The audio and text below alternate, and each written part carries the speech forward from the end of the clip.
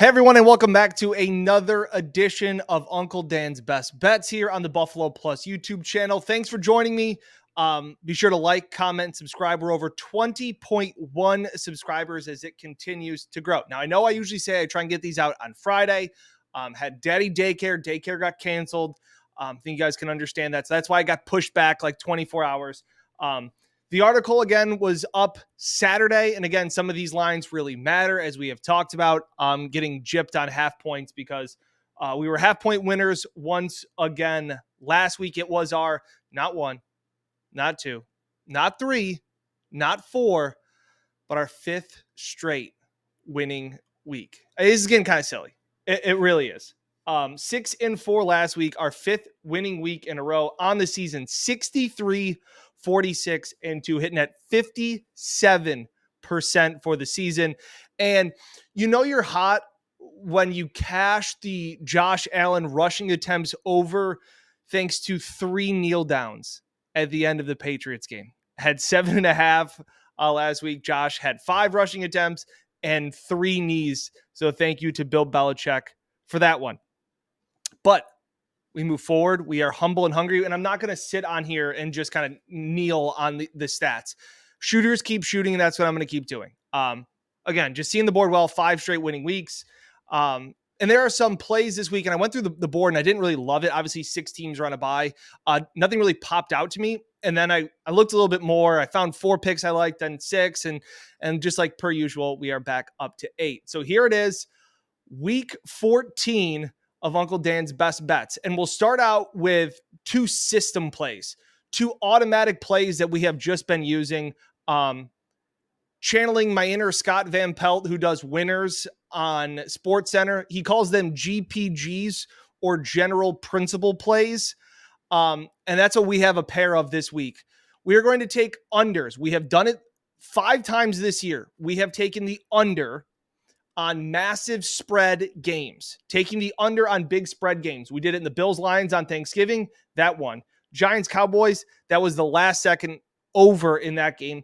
But the last 3 we've also hit. Texans-Dolphins went under. They were a big favorite. Rams-Chiefs, that went under. Panthers-Ravens a few weeks ago. So there's 2 plays, 2 massive spread games. We will take the under. Historically, over the last 20 years, it's hitting at like 60-something%. The thought is bad teams will at least ugly up the game, or their defense will play out of their mind to hold the team that is well above the team that's favored. So Bills-Jets. Bills are a 10-point favorite. That fits into this play. We will take the under 43. I really, really like the Jets defense. We'll get to that in a bit, but I'm going to take the under in the Jets-Bills game. Bills are 10-point favorites. I will also take the under in the Texans-Cowboys game. That is under 44. Cowboys are 17-point favorites. So those are the first 2 plays. They're automatic plays. We're 4-1 on the season on it.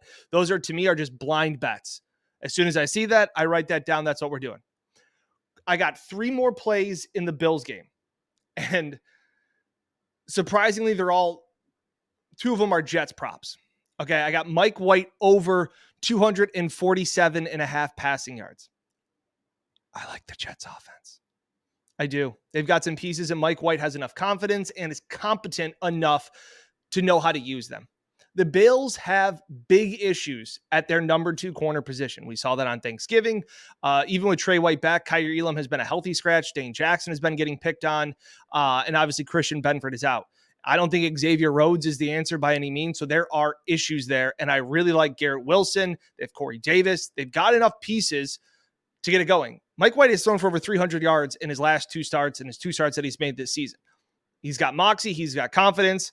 I think this Bills, on top of that fact that the Bills pass rush without Von Miller and Jordan Phillips, I think they may have trouble getting to Mike White, which will allow him more time to throw.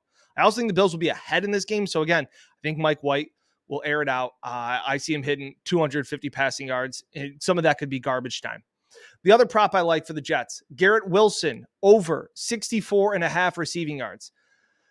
Honestly, unless you are an Ohio State or a Jets fan, you probably don't know just how good Garrett Wilson is. And I was in that category until I saw him play last week against Minnesota, and then looked into more some of his numbers. He's probably the best young wide receiver that is not named Jamar Chase or Justin Jefferson. He's that good. He had 144 yards last week. And right now, Mike White loves throwing to him. In the last two games, since Zach Wilson has been benched, White has targeted Wilson 15 times last week, 15 and 8 the week before. So it's my favorite play of the week. I think Garrett Wilson is a big part of this Jets offense. I think they can move him around enough to get him away from Trey White. And even if Trey White does play, I think he'll be the most talented wide receiver that he has had to cover in over a year and still could give him problems. So those are the two props I really like for the Jets. I know they're sticky. I know they're ugly. I know everybody here is probably rooting for the Bills, and that's fine. I think the Bills win, but I think it's a lower scoring game, and I think Mike White and Garrett Wilson find enough success under the Bills against the Bills defense to actually make us some money. On the Bills offensive side, I think the Jets defense have the top two corners in the league with Sauce Gardner and DJ Reed. But if the Bills are to find success, and it's something that's emerged the last 2 weeks, I think it's Isaiah McKenzie. I will take the over Isaiah McKenzie 32.5 receiving yards. I think Stephon Diggs and Gabe Davis are covered up by those two guys. I think Josh has started to look Isaiah's way more. I think they're starting to get him involved. I think he could be the straw that stirs the drink for the Bills win on Sunday.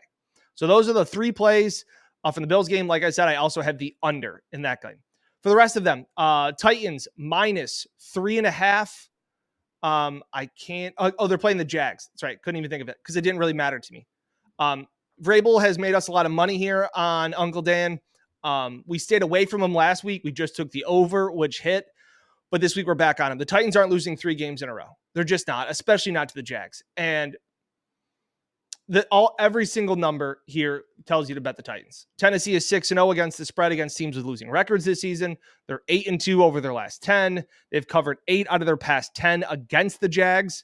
And Jacksonville is 1-5 against the spread on the road this season. Nothing else to really talk about. Just move on.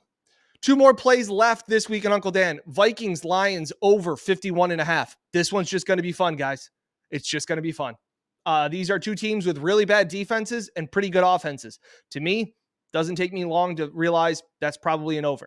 51.5 is high, but I think that this game could go back and forth. I like this game a lot. Also,